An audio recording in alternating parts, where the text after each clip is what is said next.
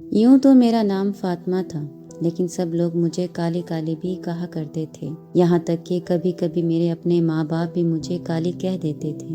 मुझे उनकी जुबान से ये अल्फाज सुनकर बहुत बुरा लगता था, क्योंकि मैं बिल्कुल भी प्यारी नहीं थी। मेरा रंग भी बहुत काला था और मेरे नक्श भी बहुत मोटे थे। मेरे माँ बाप की शक्ल मुनासिब थी। मेरे बाकी बहन भाई भी देखने में अच्छे नजर आते थे। पता नहीं मेरे साथ ही क्या हुआ था। मेरी माँ कहती कि तुम अपनी दादी पर गई हो और मेरे अब्बू कहते कि तुम अपनी नानी पर गई हो। हम लोग बहुत गरीब थे, हमारे पास देने के लिए जहेज भी नहीं था। तो मेरे अब्बू ने पहले ही कहा था कि मैं किसी बेटी को भी जहेज नहीं दे सकता, सिर्फ बेटी दे सकता हूँ। ऐसा करते करते मेरी तीनों बहनों की शादी हो गई और वो तीनों बहनें मुझसे बहुत ज्यादा छोटी थी। क्योंकि उनकी शक्ल अच्छी थी, इसीलिए उनकी शादी भी जल्दी हो गई। एक बहन ने तो मैट्रिक भी किया हुआ था, लेकिन मैं तो ना पढ़ी लिखी थी और ना ही मेरी शक्ल अच्छी थी। मेरे लिए कोई रिश्ता आता ही नहीं था। दो बहनों ने तो इन्हीं रिश्तों से शादी की जो आए तो मेरे लिए ही थे, लेकिन मेरी जगह इनको पसंद करके चले गए। मैं अपनी अम्मी को कहती थी कि अगर मेरी शक्ल अच्छी नहीं है तो मेरे लिए जहेज ही बना ले, ताकि कोई मुझे जहेज के साथ ही ले जाए। लेकिन अम्मी का कहना था कि पहली बात तो जहेज बनाने की हिम्मत नहीं है, और अगर बनाया तो बाकी बेटियां कहेंगी कि हमें जहेज नहीं दिया और अब फातिमा को जहेज देने लगे हो। लेकिन शायद अम्मी को भी मेरी शादी की परवाह नहीं थी, क्योंकि मैं ही घर में रह गई थी, उनके घर के काम करती थी। मैं रोज रात को आसमान की तरफ देखती और अल्लाह से पूछती कि मेरे साथ ऐसा क्यों हो रहा है। अगर तूने मुझे ऐसा बनाया है तो इसमें मेरा क्या कसूर। तेरे बनाए हुए लोग मेरी बिल्कुल भी कदर नहीं करते। मैं देखती थी कि मेरे माँ बाप को मेरी शादी की कोई परवाह नहीं थी, तो रिश्ता देखना भी छोड़ दिया था और वो बात तक नहीं करते थे। लेकिन फिर मेरी जिंदगी में कुछ ऐसा हुआ कि सारी जिंदगी बदल कर रह गई। शायद अल्लाह ने मेरी दुआएं सुन ली थी। मेरे लिए रिश्ता आया। अम्मी ने मुझे बताया कि तेरे लिए रिश्ता तो आया है, लेकिन वो कल ही निकाह करना चाहते हैं। पता नहीं किस किस्म के लोग हैं, हमें तो कुछ समझ नहीं आ रही।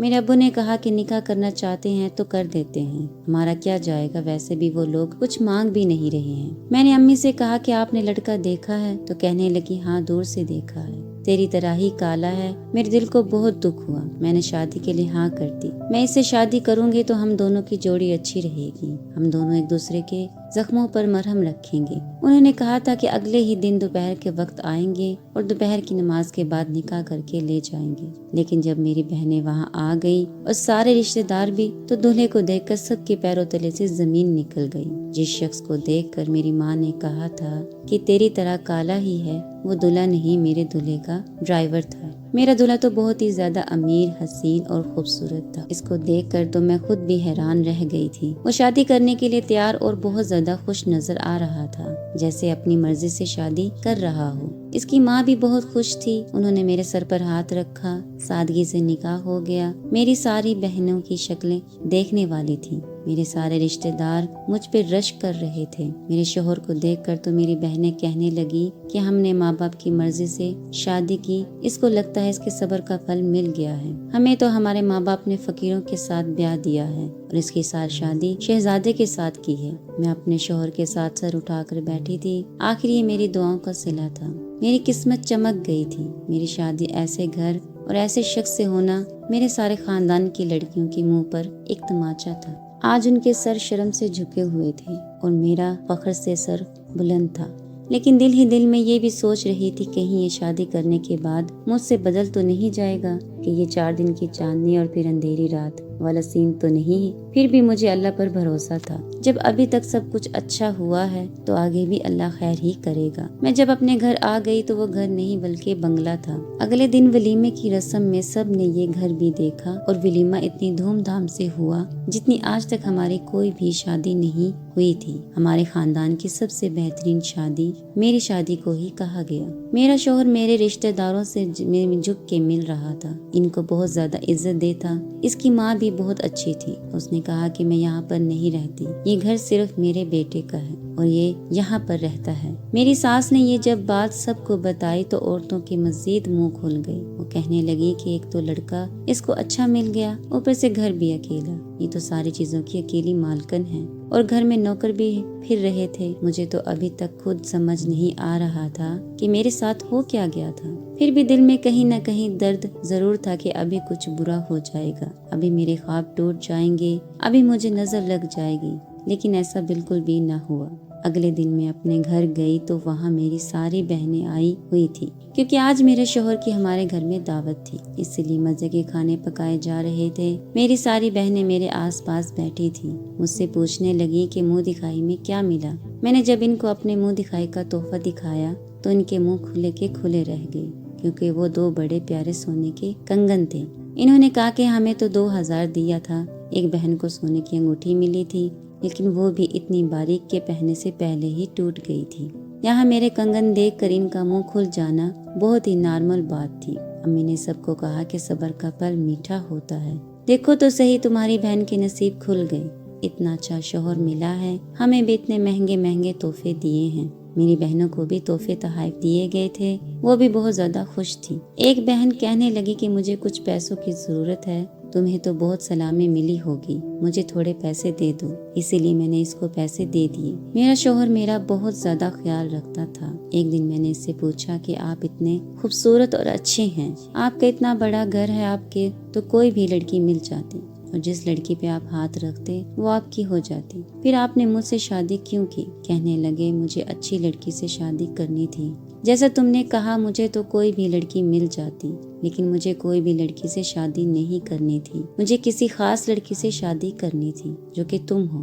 खूबसूरती देखने वाले की आंख में होती है। अल्लाह तख्लीककार है। अल्लाह को खालिक मानते हैं तो फिर इसकी तख्लीक से नफरत कैसे कर सकते हैं? मुझे शौहर की बातें बहुत अच्छी लगी थी। वो एक बहुत अच्छा इंसान था, लेकिन मैंने इस घर में कुछ अजीब होते देखा, और वो ये कि मेरी आंख खुलती तो मेरा शौहर कमरे में नहीं होता था। मैंने पूरे घर में तलाश कर लिया, लेकिन वो कहीं भी नहीं था, और सुबह जब मैंने देखा तो बेड पर ही सो रहा था। मैंने कहा कि आप किस वक्त वापस आते हैं? तो कहने लगा कि मैं तो कहीं गया ही नहीं था। उसने मुझसे सरेआम झूठ बोल दिया, और मैं हैरान थी कि झूठ की वजह क्या थी। मैंने कहा मैं उठी तो आप कमरे में नहीं थे। तो कहने लगा कि मैं शायद पानी पीने गया होगा। उसे नहीं पता था कि मैंने इसको सारे घर में तलाश किया, फिर वो अचानक से कहां से आ गया। खैर, मैंने सोचा कि शायद कोई बात होगी, इसीलिए दोबारा इस बात का जिक्र ना किया, लेकिन ये रोज का मामूल बना हुआ था। जब मैंने अम्मी से इस बात का जिक्र किया तो अम्मी ने कहा कि क्यों पागल हो गई हो? शादी को 2 महीने हुए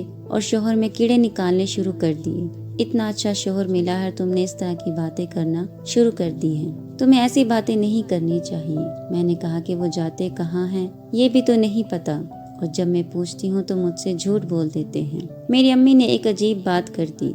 अम्मी ने कहा कि इतना बड़ा घर है, न सास का कोई चक्कर है, नौकर चाकर हैं, दौलत है, गाड़ियां हैं। तुम्हारा शौहर तो अगर कोई बहुत बड़ी गलती कर दे तब भी तुम्हें उफ तक नहीं करनी चाहिए। अपनी बहनों को देखो, जॉइंट फैमिली में रहती हैं, सास ससुर के काम करती हैं, और ये अपनी रमशा है, न इसके शौहर का तो कोई चक्कर भी चल रहा है। मैंने कहा कि फिर वो क्यों नहीं कुछ कह रही? तो कहने लगी क्या करे, इसको तंग करेगी तो इसको तलाक दे देगा और फिर हमारे सर पर आकर बैठ जाएगी, इसलिए बर्दाश्त कर रही है। तुम भी छोटी छोटी बातों को बर्दाश्त करो। एक दिन मैंने अपने शौहर से पूछा कि आपने इतने कम वक्त में मुझसे शादी क्यों की थी? आपको इतनी जल्दी क्या थी? वो कहने लगा कि दरअसल हमारे घर के बड़ों ने एक वक्त निकाला था कि इस टाइम तक शादी हो जानी चाहिए, क्योंकि बचपन में मुझ पर काफी जादू वगैरह करवाया गया था और मैंने वो सारा वक्त जाया कर दिया। सोचता रहा कि कर लूंगा, शादी हो जाएगी, और फिर जब सब कुछ सर पर आ पड़ा तो मुझे जल्दी में ये सब कुछ करना पड़ा। बड़े लोग इस तरह की अफसानवी बातों पर यकीन करते हैं, लेकिन मुझे पता है कि ये सब गलत है, लेकिन हम लोगों को भी ये सब करना पड़ता है। एक दिन मैंने अपने शौहर का पीछा किया तो मैं देखकर हैरान रह गई। वो तो तह खाने की तरफ जा रहा था। मुझे लगा कि तह खाने में कोई भी नहीं जाता होगा। इस घर में इतने ज्यादा कमरे थे और हम लोग सिर्फ 2 ही लोग थे, तो फिर तह खाने की किसी को क्या जरूरत होगी। लेकिन तह खाने की शक्ल देखकर लगता था कि वहाँ पर आना जाना लगा ही रहता है। मेरा शौहर मुझे छोड़ के वो रोज तह खाने में जाता। मैंने शौहर से पूछा कि इस घर में तह खाना भी है, और अगर है तो मुझे तह खाने दिखाने का बहुत शौक है। कहने लगा तुम्हें किसने कह दिया कि इस घर में कोई तह खाना है? यानी इसने फिर से मुझसे झूठ बोला। मैंने कहा कि मुझे नौकरों ने बताया, तो कहने लगा कि वो तह खाना नहीं है, वो तो एक छोटा सा स्टोर रूम है। मेरा शौहर बात बात पर मुझसे झूठ बोल रहा था। मैंने सोच लिया कि मैं अपने शौहर का पीछा करूंगी और देखूंगी कि वो तह खाने में क्यों जाता है। ये काम मेरे लिए आसान नहीं था। मैंने जिंदगी में ऐसी कोई हरकत नहीं की थी कि मुझे जासूसी करनी नहीं आती थी, लेकिन अब और कोई रास्ता नहीं था। एक हफ्ते बाद मेरा सर चकराने लगा। میں اپنی امی کے گھر ہی گئی ہوئی تھی، میری امی نے مجھے گرنے سے پہلے تھام لیا اور پہلے ہی خوشی خوشی کہنا شروع کر دیا کہ لگتا ہے کوئی خوشخبری ہے۔ میری ایک بہن بھی آئی ہوئی تھی جس کو ابھی تک کوئی اولاد نہیں ہوئی تھی۔ کہنے لگی، بڑی قسمت ہے تمہاری، جس کی شکل اچھی ہوتی ہے ان کی قسمت اچھی نہیں ہوتی، اور جن کی شکل اچھی نہیں ہوتی ان کی قسمت اچھی ہوتی ہے۔ میری ماں مجھے فوراً ڈاکٹر کے پاس لے گئی۔ جس ڈاکٹر کے پاس مجھے میری ماں لے گئی وہ میری اچھی سہیلی بھی تھی جو میرے ساتھ اسکول میں پڑھتی تھی، بلکہ میری واحد دوست تھی جس کے ساتھ میری دوستی تھی۔ میں نے اسے کئی سالوں سے نہیں دیکھا تھا۔ اسے دیکھ کر میں بہت خوش ہوئی کہ وہ ڈاکٹر بن گئی ہے۔ وہ بھی یہ جان کر بہت خوش ہوئی کہ میں اتنے بڑے بزنس مین کی بیوی ہوں۔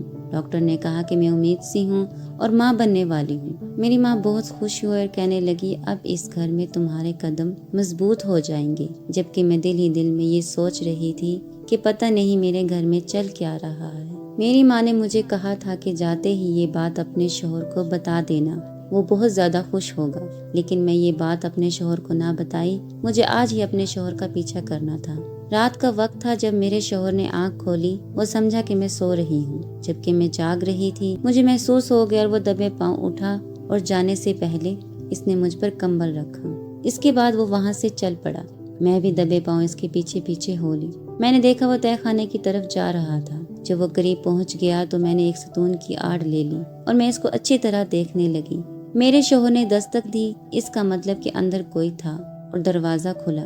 وہ ایک نہایت ہی حسین عورت تھی۔ میرے شوہر کے چہرے پہ مسکراہٹ آ گئی اور میرا شوہر اندر چلا گیا، لیکن جلدی میں دروازے کو بند کرنا بھول گیا۔